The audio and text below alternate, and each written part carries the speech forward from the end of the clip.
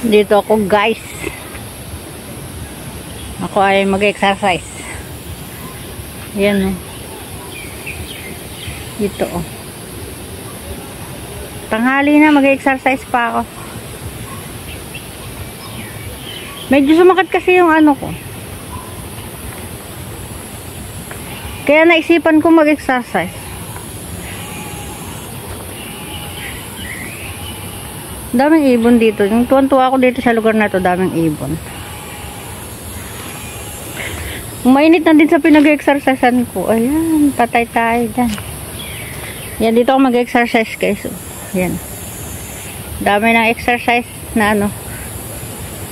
Yan o. Daming equipment no. Wala, daming ibon, nakakatuwa. Ayun o. Ayun guys yung ibon o. Ayun sa taas. Maganda pala dito magkuha ng ano, mga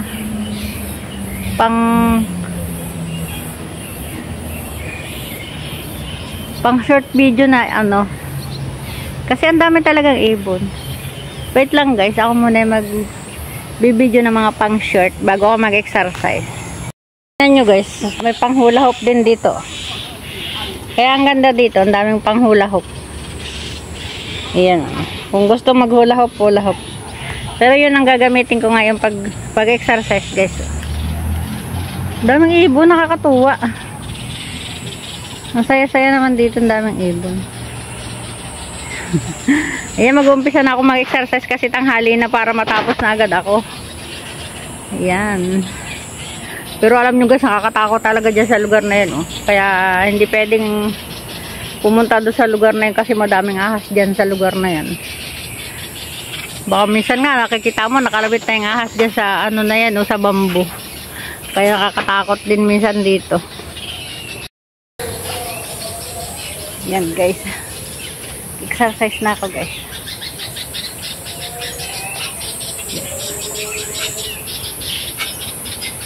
Init. Hindi pwede magpakita ng mukha kasi ang init. Grabe ang init guys. Baka masunog yung mukha ko. Ito yung pinakamagandang exercise guys. Talagang yung katawan mo talaga ay anong-ano dito. O diba? Buong katawan yan, move na move.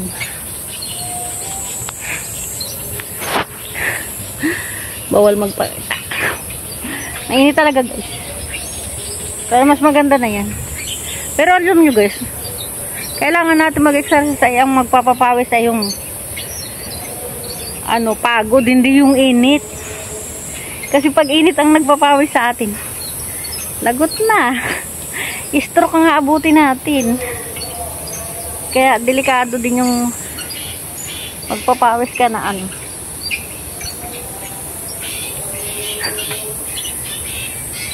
Kakatuwa dito, maririnig mo maraming ibon. No? Mainit talaga guys. Ang sarap, ang ganda ng ano. Ang ganda nitong pang-exercise ko guys. Talagang yung buong katawan mo ay ano, namumove talaga yung buong katawan mo.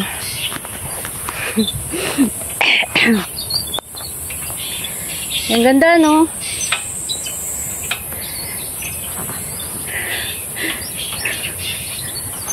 Bahala kayo dyan. Basta ako nag-exercise. Pero ang init talaga guys. Sobra. Ay. Hindi ako pwede magpainit. Grabe ang init.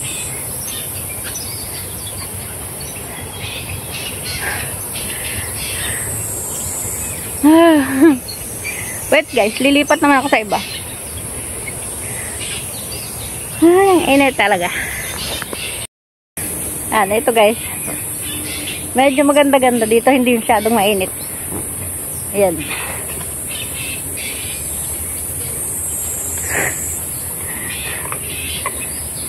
Oh, medyo maganda-ganda dito. Tingnan mo, ayan oh. Plato yan oh. Plato na umiikot-ikot.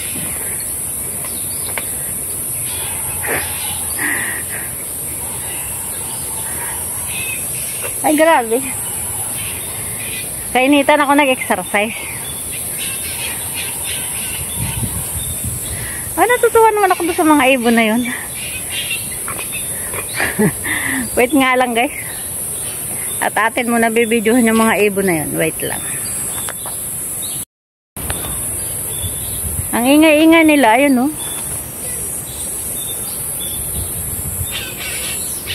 Kita nyo, guys? Ang dami talagang ibon dito, nakakatuwa. Siguro ang dami-daming pugad ng ano dito, pugad ng ibon. Ito yung sinasabi ko sa inyo, guys. Yung paborito ko talaga yung mga hahuni ng mga ibon. Para kasing ang saya-saya nila. O, diba? Upo muna ako, guys. Ang init. Alam nyo, guys, naghinto yung cellphone ko kasi sobrang init daw. Naghinto siya ng pagre-record kaya sobrang init. Ayan. Kaya umupo muna ako dito. Ito, pang-exercise din. Ito, guys, oh. Ayan, no. Pwede din dito mag-exercise. Ay, nagpahinga lang muna ako para makarest. Baka may stroke. Mahirap na, o, diba? Kaya, saka nakakita ng nag-exercise na nakaupo, nagpapahinga ako yun. O, diba? At least nakapagpahinga ako saglit. O, alam nyo, guys, may dala akong payong. Mula sa amin hanggang dito kasi medyo malayo-layo. Mga 5 minutes mo lakarin. Kaya, nagdala akong payong kasi mainit na talaga. Actually, maganda talaga mag-exercise dito pag ano, pag mga around 6 o'clock. So, ang gising ko naman kasi alas 7. Ayan. Kaya, pero alam nyo, guys, may naisip akong paraan. Gigising na ako ng 5 o'clock. Charot! Oo, gigising akong 5 o'clock para 5 o'clock ako mag-exercise. Kasi, guys, tumataba na talaga ako. Ang baba ko, nagdudubli-dubli na. Sobra na talaga sa katabaan. Kamumukbang. Ay, alam nyo, guys, may namatay na vlogger. Kung nakikita nyo yun. May namatay siyang vlogger. Alam mo, guys, sobra siyang magmukbang ng masasarap na pagkain. Tapos yung mga minumukbang niya, puro mga lechon. Tapos yung mga hita ng baboy, mga manok. Kung magbukbang siya, ay napakarami. Ayun. Parang naano daw. Nagkaroon ng naputukan ng litid sa ugat. Siguro na ano siya, na-stroke siya. Ay ayun, naputukan ng litid sa ulo. Kaya ayan, mahirap din yung nagmumukbang-mukbang ng napaka masasarap na pagkain at delikadong ma-stroke. O, diba? So, ayan, mag-exercise na uli ako, guys. Dahil ako'y nakapagpahinga ng konti. Okay. Exercise na uli si Inday. Pero gusto ko talaga itong pinag-exercisean ko. Tingnan mo, guys, oh, ayan. Maganda tayo mo dyan. Tapos, ayan, yung likod mo, magbe-bent siya. Ayan. Maganda to. Ito. Yung katawan mo ba? Tapos yung ano, yung cheese mo, gumaganong-ganong siya. May ano lang kasi ako, may cellphone lang kasi akong hawak. Pero pag ano mo siya, maganda siya. Etong inuupuan ko nito, exercise, pang-exercise to, guys. So ayan. Doon muna tayo sa ano, sa bike. Ay, natanggal yung ano ko. Mainit kasi, guys.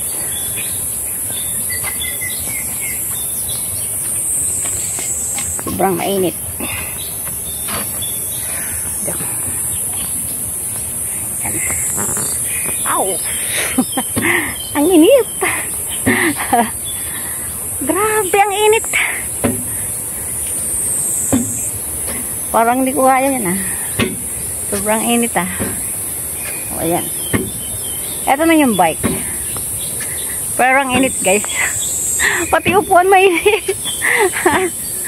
Ay, Diyos ko, guys.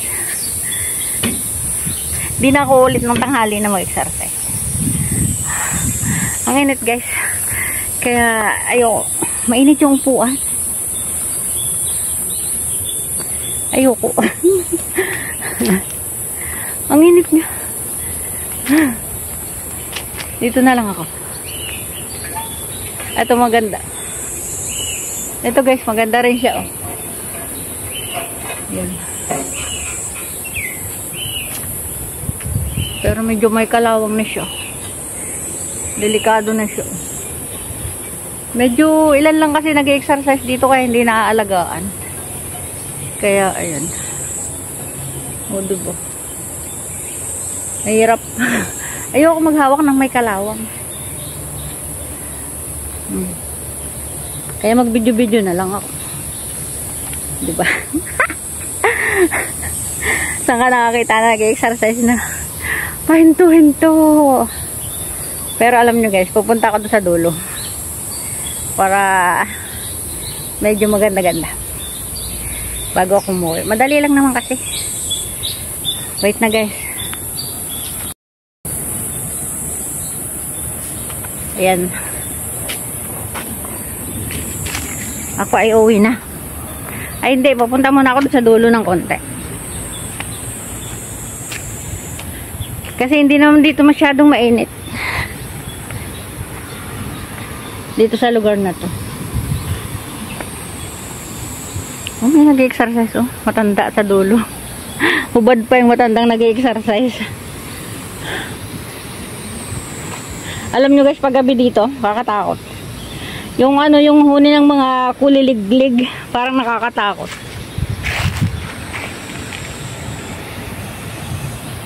Dito ka, ayan, naniniwala na kayo na nakatira ako sa bundok. Ayan oh, ito yung bundok oh. O, diba? Kaya sa bundok ako nakatira guys. Sobrang daming isda talaga guys. Doon oh, doon sa ano na yun. Ay grabe ang isda. Grabe, nakakatuwa talaga. Kaso mo, nakakahiyang manguha. Pero maraming nangunguha dyan ng isda. Mga ano, mga iba-ibang lahi nangunguha ng isda dyan.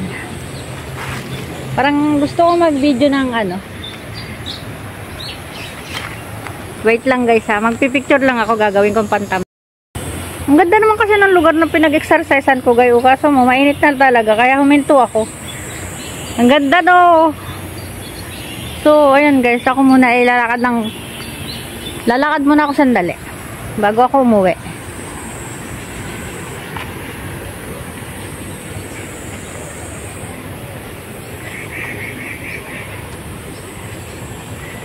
Ayoko mag-video ng nakahubad. May nakahubad kasi na nag-exercise. Kaya dito na lang ako magbibideo. Daming isda. Makikita mo ang daming isda sa ano.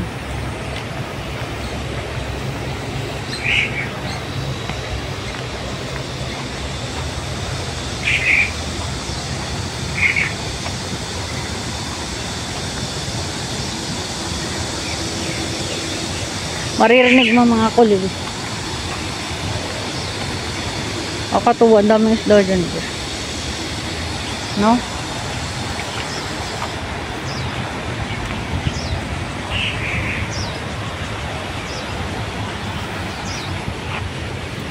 So ayan guys, hanggang dito lang ako guys. Kasi tingnan nyo man guys, ang dami-daming mga ano. Dami-daming mga dab. Ayun o, ang daming dab. Ikita nyo guys. Uy, ang dami niyang mga ibon oh. Nakakatuwa, ang daming ibon. Wait. Hindi sila lumilipad. Ayun, nagpapainit din yung mga dab. Ang cute nila, no? Nagpapainit sila. Uy, ang ganda. O, diba? Ang ganda ng lugar dito. Sarap panoorin, ano? Ang ganda ng lugar, ano? Green na green. So, ayan na, guys. Uwi na ako. Pauwi na si Inday.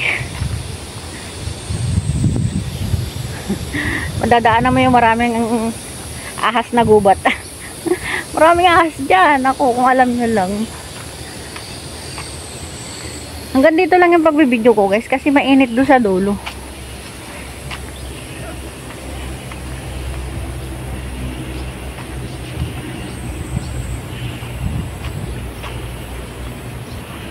Yan, hanggang dito na lang yung pagbibideo ko guys. Kasi mainit na yun oh, yung dadaanan ko. Sobrang init na talaga niya guys. Kaya ayan, magpapayong na ako papunta doon. Kasi may dala-dala akong payong. So, ayan. Thank you for watching. Ayan. Bye-bye guys. Love you all.